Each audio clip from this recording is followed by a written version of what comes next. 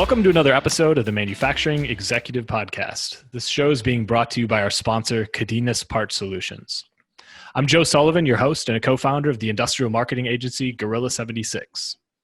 So I entered the workforce in 2005 after graduating from undergrad, and I don't know that I could have stepped into the marketing world at a better time. I was interested in digital media, web design, online marketing, digital advertising, etc. And then in November of that exact same year, 2005, a new Google product was released. Its name, Google Analytics. It blows my mind looking back and thinking, wow, this is a tool that just about every company relies on to harness data about their audience, how their audience finds them and interacts with their website, and it didn't even exist until 15 years ago. Before then, a marketer's ability to measure the impact of their efforts was just so primitive. The advancements in harnessing marketing data that have unfolded since then are really pretty unbelievable if you stop and think about it. And I use this example not because we're talking about marketing analytics today. That'll be a great topic, but one for another episode. Instead, I want to call attention to how quickly the world has changed in terms of our ability to access, interpret, and use data to make decisions all throughout our businesses. And what an interesting time in particular it is in manufacturing with the emergence of the smart factory and IoT technologies, 3D printing, advanced robotics, autonomous vehicles, and all of these things have just made data so much more essential than ever before. And it's a good lead into my guest today, who I'm really excited to introduce. Jons Thompson is a co-founder and senior partner at Blue Margin Inc., a company of 38 consultants and engineers in Colorado who help mid-market companies with an emphasis on industrials use their data to create growth by getting everyone to play from the same playbook. An author and speaker, John sheds light on how you can create the dashboard effect, which is the title of his book as well, a revolution in business that helps companies thrive through data. John, welcome to the show. Thank you, Joe. Glad to be here. Appreciate it. Well, John, before we dive into this topic of data, can you tell our listeners just a little bit more about yourself and your journey that's led you to where you are today? Sure. Yeah. My brother and I are the founders of this company. We started out in the dot-com age in 2000. We built a business that was venture-backed where we took data from enterprise companies around their telecom expense back when cell phones did not have unlimited plans and so on, and telecom was a major line item. And we took their bills that would come literally in a box, a stack of paper, and we would scan it, we'd parse the data, and we would identify areas for them to find savings.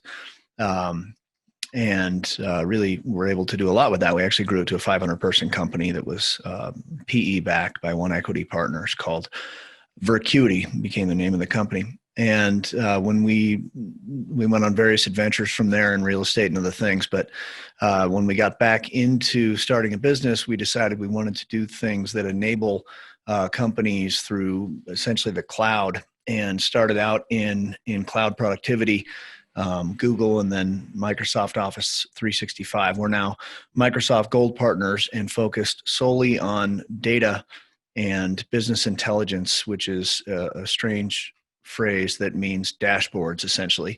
I like to think of it as data intelligence.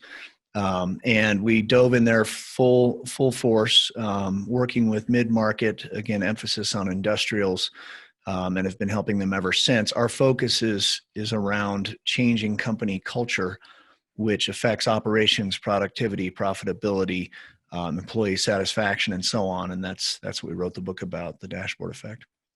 It's great. Why is data such a big buzzword in business right now, and particularly in manufacturing, would you say? Yeah, it really is. There's a few factors that have lent to that big shift. You hear everyone talking about and throwing around, like you say, buzzwords, big data, artificial intelligence, and so on. One of the reasons is that everything we do produces data. So all the machines in manufacturing that we use, all of our accounting, all of our sales, all of our HR, every bit of operations produces data because we're using transactional systems, i.e. software. And that leaves an artifact that shows you how you've performed and where you're trending. And so there's a real opportunity there as companies have really streamlined how they operate with various management philosophies and techniques and so on. They're looking for that next frontier, and data appears to be that opportunity to really leverage an asset that you already have. So companies are turning more and more to that. And all of the gurus, it seems, in business are really pushing for data as the big changer for an organization. There was an HBR article, Harvard Business Review, where the author said, if you want to motivate your employees, stop following your instincts and take a data-driven approach. And if you look across Peter Drucker and anyone else you can get your hands on, they're speaking to data. Another reason that it's really become a big buzzword is that the tools to harness and mobilize your data, like Power BI in the case of Microsoft, or Tableau, or Click, or any number of 100 different platforms that are out there and that seem to be appearing daily, are making it much more accessible financially and technically to be able to connect to your data sources, get it wrangled in, and produce something that gives you instrumentation and insight so that you're able to operate more intentionally, less reactively. I would also say that business culture and the mindset of employees has shifted a lot with the information age. You have employees moving on from one job to the next every 2.5 years. And part of that is that more than salary or retirement plan, employees are looking for agency and involvement and ownership of their work. And data really provides a great way to do that, rather than the sort of old model of we will do all of our insights and strategy in the boardroom and then push those through an organization 20 layers deep. Companies are finding that if they put that instrumentation in front of everyone, right down to the line worker, you get much better engagement, you get much more employee satisfaction, and it begins to turn the tide on some of those shifts in culture so that companies can take advantage of them rather than watch employees go in and out through a revolving door. That's great. In 2019, you published your book, The Dashboard Effect, which was co-authored with your brother and business partner. And can you kind of tell us a little bit about what the dashboard effect is all about? Yeah. So the dashboard effect takes a particular angle on this trend around using data in business. Typically, when companies think about data, they're thinking about the executives. We need better reporting that's more consistent. We need to be able to answer questions at our fingertips instead of requesting spreadsheets and ad hoc meetings and all the overhead that goes with that. And that is a good place to start. The most influential people in an organization typically are the executives. But what we found is that democratizing data, democratizing dashboards and insight and instrumentation, as we call it, throughout an organization has some phenomenal impacts where you get everyone with a shared vision, with shared accountability, where they own their area of the business, where they have the same tools, essentially flinging open the boardroom doors and giving everyone the same tools appropriate for their role that the executives have so that they can think strategically, make the right decisions, focus on the highest priority. That's what the dashboard effect is. It's a whole organization having clear visibility and the impact that it has. It also reduces things like micromanagement and politics, which are driven out of a lack of clarity. When you're not sure how someone's doing, you stay on top of them. When you're not sure how you're doing and how the organization perceives your performance, you fall to politics a lot. When you make that empirical and it's in numbers and people can see here's the goal, here's how they're trending towards it or not, here's why, it allows for much more direct discussion, much more agency on the part of the employee. So that's the idea of the dashboard effect. In the book we outline here's why organizations do that and the benefits and how you can get into that. There were a number of times in the book you drew on concepts from Charles Coonrad's book, The Game of Work, which essentially likened running a business to playing a game. In sports, the simplest numbers on the scoreboard serve as the motivation behind why players play and show up and ultimately why we watch them do it. And by the way, you had me in the first line of the book where you recalled Odell Beckham Jr.'s famous one-handed catch against the Cowboys back in 2014. As a huge NFL fan, that's one I won't forget. But can you unpack this idea of numbers as a motivator? Yeah, you bet. And I put in the book that that was one of the greatest catches in NFL history. I really think it was by a long stretch, double meaning there, the greatest catch in NFL history. It's really amazing. And as we point out in the book, you can look at the highlights of any weekend and see heroics, or any game really, and see how do people do that.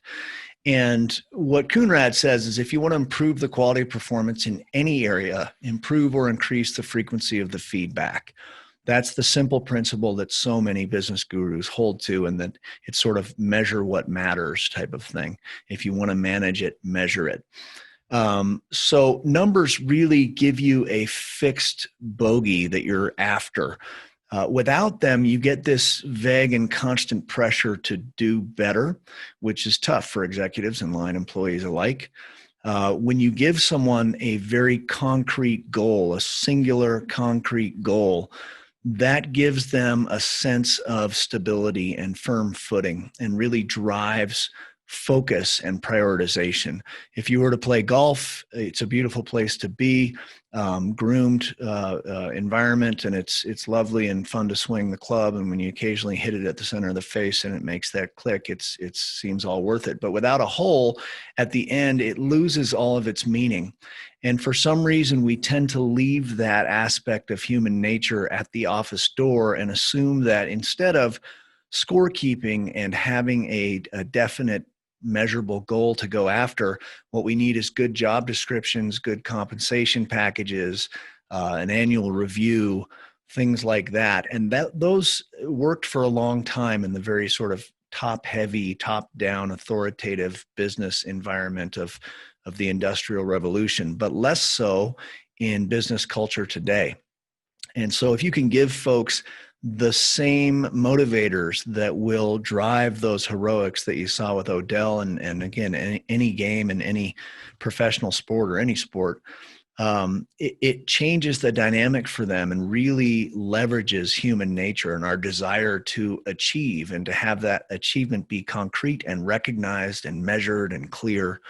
So that's the idea behind keeping score will drive motivation, improve performance. I really like the analogy. I think it's very relevant for sure. How have you seen the business world change over the last decade or so in terms of use of data inside of operations? Yeah, a lot. It's funny because we don't run into many companies that have their data really as a managed asset. It's more like a tide that's coming at them that they're trying to harness, and you can't fight the tide when you don't have a good controlled way of managing it. Entropy kicks in and you get data chaos before you know it. And so companies will again cobble together large and complex spreadsheets with all sorts of versions of the truth depending on where in the business you're looking at data, and that can be very challenging. But companies are using data much more despite that difficulty.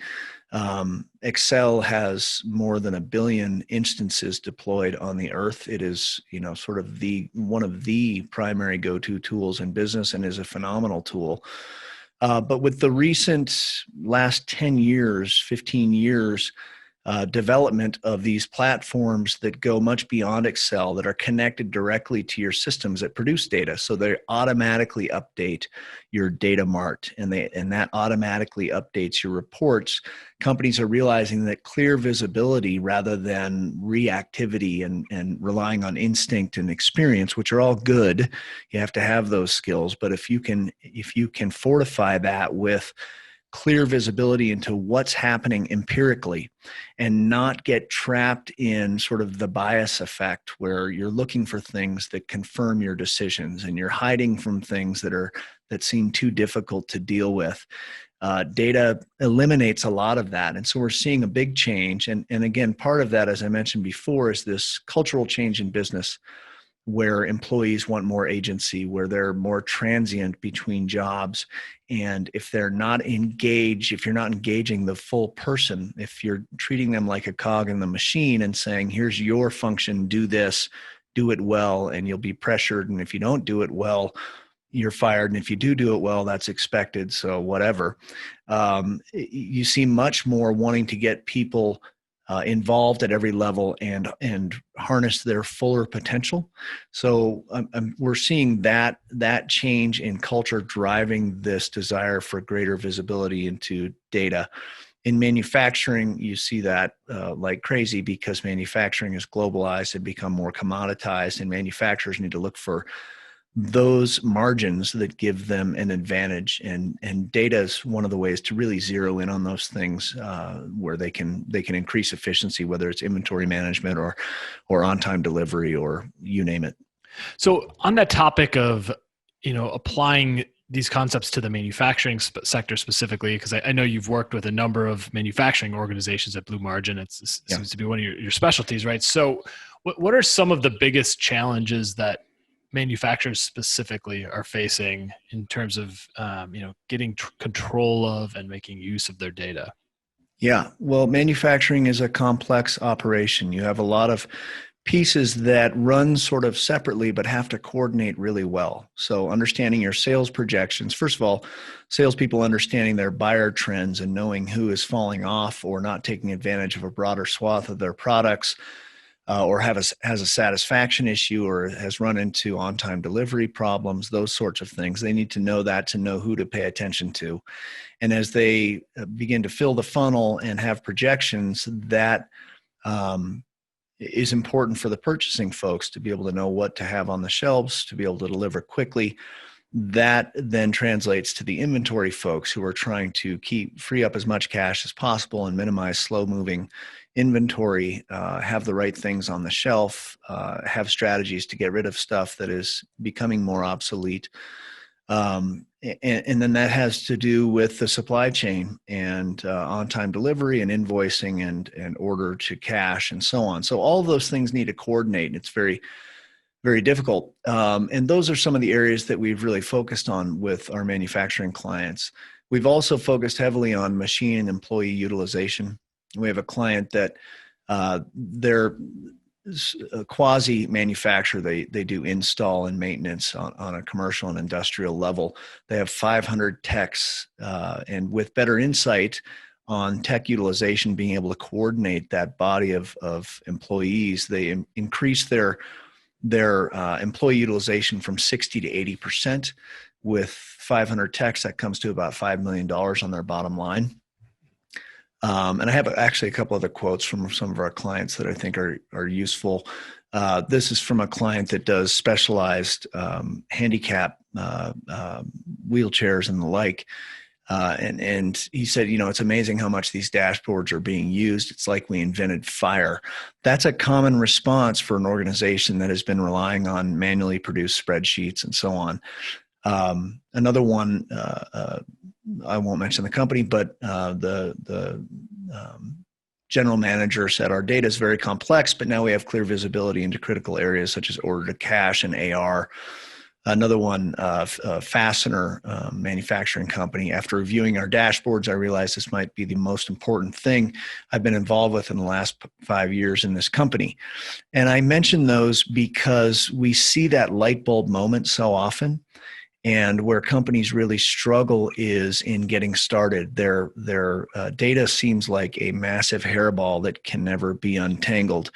And we help them to, and regardless of working with Blue Margin or whomever, a company should start with a small area that is light lift and high impact. Where can we get the most impact for the least effort, and begin to seed that visibility through dashboards and have those light bulb moments. As soon as they get that, then they're off and running, and it really is a catalyst for moving towards becoming a data-driven organization and dealing with things like inventory and on-time delivery and so on. So those are some of the areas that we've seen manufacturers really take advantage. Are there any tangible examples, a success story or even just an application that, to make this tangible for someone of, how a company has successfully used their data and what it's meant for their bottom line? Yeah. So we have a manufacturer of aerospace parts, and they are really focused on on-time delivery across various plants. What they did was to set up a calendar that's color-coded that shows either month to date or can show the entire month. And it shows by day how they're doing on their on-time delivery. And they created an internal benchmark so that from one plant to the other, they could see here's how the 5 plants are doing, compare those, and create that competitive spirit we've talked about with the game of work and numbers being a motivator.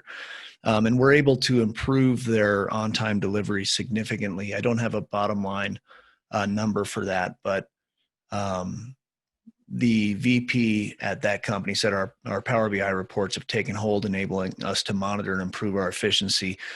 In that case, he's speaking specifically to their on-time delivery. So that ability to create that competitive edge without creating a wall of shame, but just saying, look, here's what we have internally. This is our benchmark for on-time delivery. Really help them to shore that up on that calendar. When you see a lot of reds for one plant and you see a lot of greens for another, that one with the red, they want to fix it quickly. It follows that Charles Schwab story that you've probably heard, everyone's heard, but where he was running a steel factory and walked in the morning and said, how many heats did we generate today? And they said 6. So he took a piece of chalk and wrote a big 6 on the floor and left. And the next crew came in and said, what's that 6? Oh, that's what the last crew produced. And by the end of the day, that was scratched out and there was a 7. It's just that ability to get that feedback loop that really drives people to think about how can I be more efficient, as opposed to this vague sense of we're doing stuff, but we're not sure what it means. So those are the types of applications that we see. Yeah, having something tangible or a visual that you can just makes it more concrete can be such a powerful thing. Yeah, yeah. It seems like there are countless platforms and services out there that promote big data and artificial intelligence, machine learning, Internet of Things, et cetera. How can manufacturers make sense of all this, and what are practical ways they can get started making use of their data? Yeah, that's a great question. So companies so often come to us and say, hey, we want to do this machine learning, this artificial intelligence thing. And what they mean by that is we want to take the hordes of data that we have and find insights that a human being or a spreadsheet can't do. Where are the correlations between weather patterns and how people buy certain products? Or if they've bought one product, how likely are they to buy another? Or where's there likely to be a customer satisfaction issue? And those are great. It does require those sort of more advanced extended analytics, that machine learning, those heavy algorithms that are looking for correlations and patterns. It requires a lot of data, and it requires a high tolerance for trial and error. You've got to have a test set of data. You've got to have a training set of data, and you've got to be able to apply that and see where these correlations. That is good stuff, but it's not the low-hanging fruit. So manufacturers, when they're thinking about data, rather than going into that stratosphere of, sort of science fiction, brushing up against the border of science fiction type artificial intelligence, we find that the vast majority, I would say 90+%, really don't have a good grip on just what's happening as of today. And how does that relate to where we're headed and what our goals are and our mission for our company? And are we on track? And if not, what are the factors that are getting us off track? Is it our marketing spend? Is it something to do with our supply chain or whatever the case is? And so what we encourage companies to do is, let's take care of this really easy, low-hanging fruit. Let's give you good instrumentation so that you can, from a command center, from a single screen, see what's happening across all the aspects of your operations and be able to see that, coordinate, and identify by exception, here's where I need to focus my effort. Get your operations tight and then democratize that so everyone is playing from the same playbook and has that shared mission. Then once you've got that tightened up, then it's good to look at the more speculative, advanced analytics And there's some opportunity there. But I think that's one way that companies can make sense of it is leave some of that really science fiction stuff on the table for now and get back to the blocking and tackling of getting a feedback on performance on a daily basis. There was a 2019 Harvard Business Review / New Vantage article that surveyed a wide variety of executives in enterprise organizations about their adoption of data. And I'm going to read a couple key stats from that survey. One of them was that 52% admit they're not competing on data and analytics. And then 69% report that they have not created a data-driven organization. And one of the conclusions, I think, from the survey seemed to be that companies are spending money on and prioritizing data, but their adoption has been lackluster. Why do you think more companies aren't taking advantage of becoming data-driven, and what can they do to overcome it? Yeah, that's a great question. It's the number one issue that we see. It's what you're seeing more of business articles about data referring to. How do we get this organizational change? How do we get this adoption? And it's become our singular focus rather than technical experts, which we are and have to have, but rather than hired guns where someone says, here's the reports we need, make us a data warehouse. We want to be data driven. If we take that order and just start building stuff, it tends to have marginal value. So what you have to look at is how do we begin to shift our organization towards being data driven? What's difficult about that is habit and convention and prioritizing the urgent and the short term over the important and the long term. There's also this sort of specter of the legacy of the data warehouse that enterprises have deployed over the past decades that cost seven figures and sounds like only for the really big players and complicated and risky.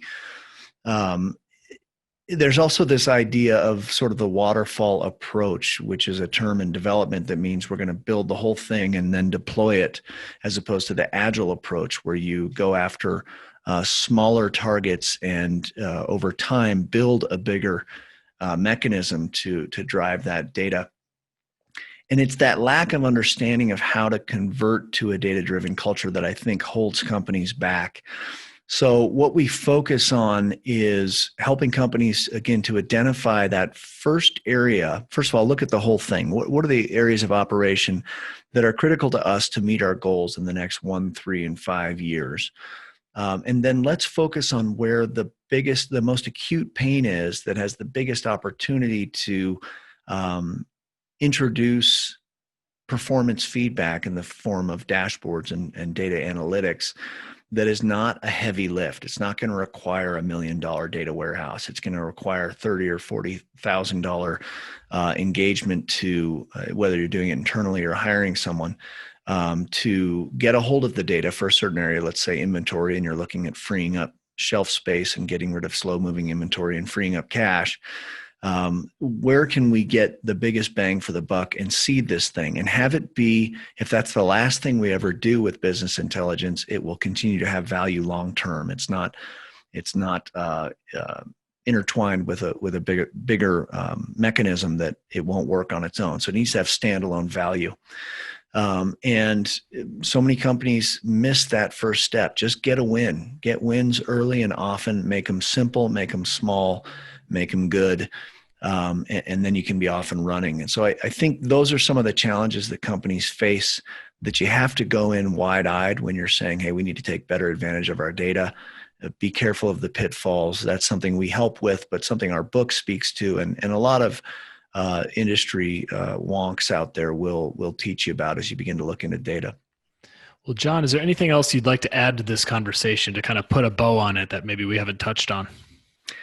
Yeah, I would just say this, that for our organization, as large as it is, 38 people, not your typical mid-market manufacturer as far as scale, but we've seen it here, and then we've seen it with so many companies we work with. When you start to put into people's hands those tools that give them visibility, it is like breathing oxygen again. It's like you've had a governor on your ability to really move through some of the key initiatives and key goals that you want to get to. And the beauty of harnessing your data and putting it in dashboard form that's easy to consume and relevant to the person consuming it.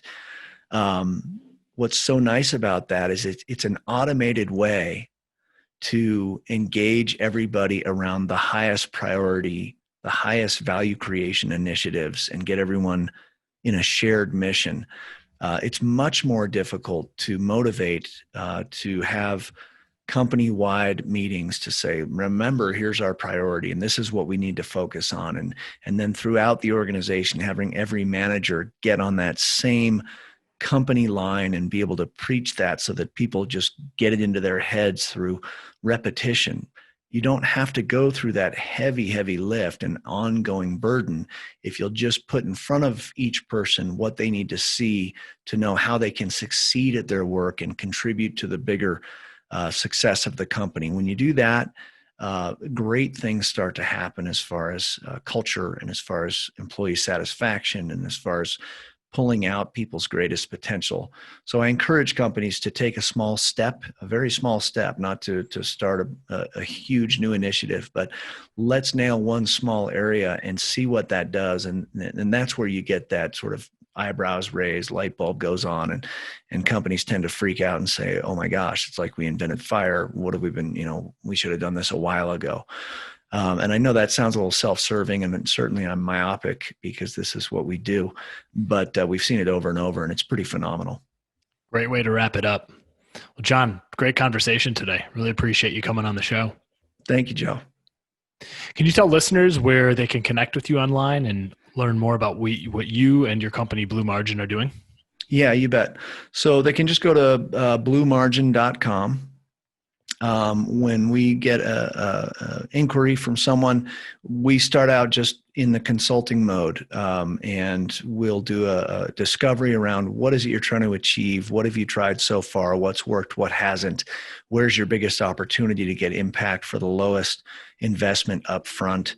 And if it looks like there's a place to help, then we'll put together a proposed scope of work, and they can consider that for their own internal deployment or using someone like us if they want to.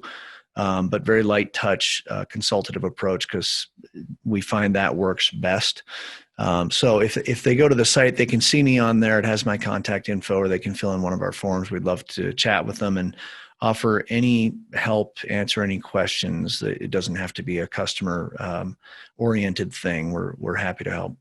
Great. Well, I encourage our listeners to take John up on that offer. Visit bluemargin.com. Well, I'd like to say thank you once again to our sponsor, Cadenas Part Solutions, for helping make this episode possible. And John, thanks a ton for taking the time to come on the show today. Yeah, thank you, Joe. Take care. As for the rest of you, I hope to catch you on the next episode of The Manufacturing Executive.